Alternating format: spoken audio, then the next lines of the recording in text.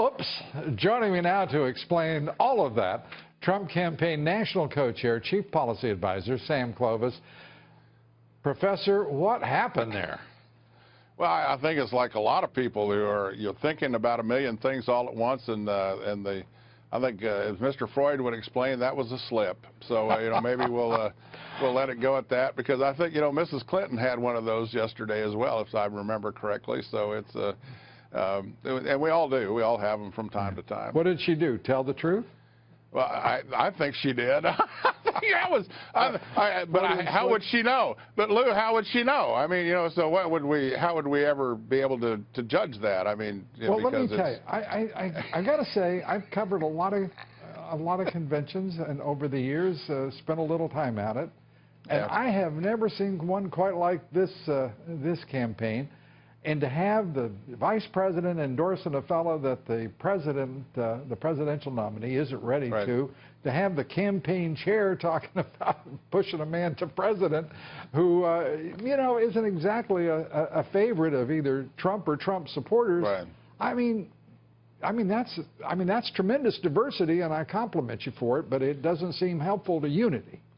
Well, I think that inside the campaign, I think what Paul talked about is true, and what Mr. Trump's talked about is that we have a singular focus on what we're trying to accomplish. We're starting to lay that out there.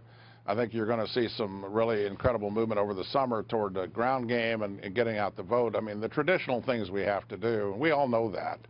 And I think this is where we are. It was a brutal fight to get to this. It was a brutal fight to get to the convention. We've been out here working our tails off trying to raise money, and we had a great month last month. I think that we're on the right trajectory, and I'm very confident about what the outcome's going to be. You've got to be, no matter how comfortable, a little concerned that your trajectory is short-lived. We're talking about basically 3 months to Election Day.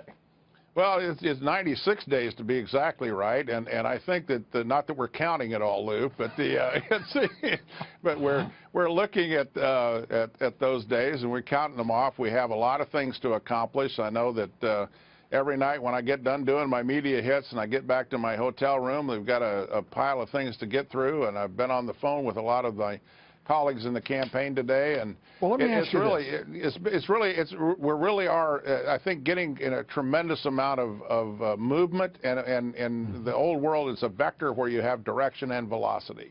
Direction, velocity, and right now you're going to need some, because you got to regain some altitude. Right. I'm a little concerned about what I'm watching, frankly, from Paul Ryan.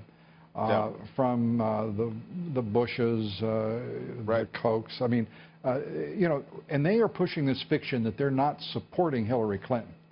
I think that's what we'd call a damn lie.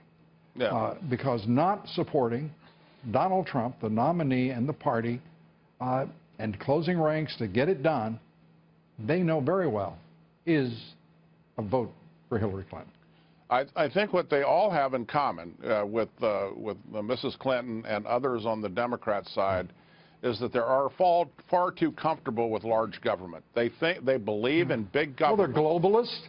Globalist and big government. And that's it, exactly. And your campaign is about working men and women, their families, the middle class, and America first. That isn't if they're opposed to that, they're opposed to a lot of people. Sam Clovis, we are delighted that you could join us tonight. We appreciate it.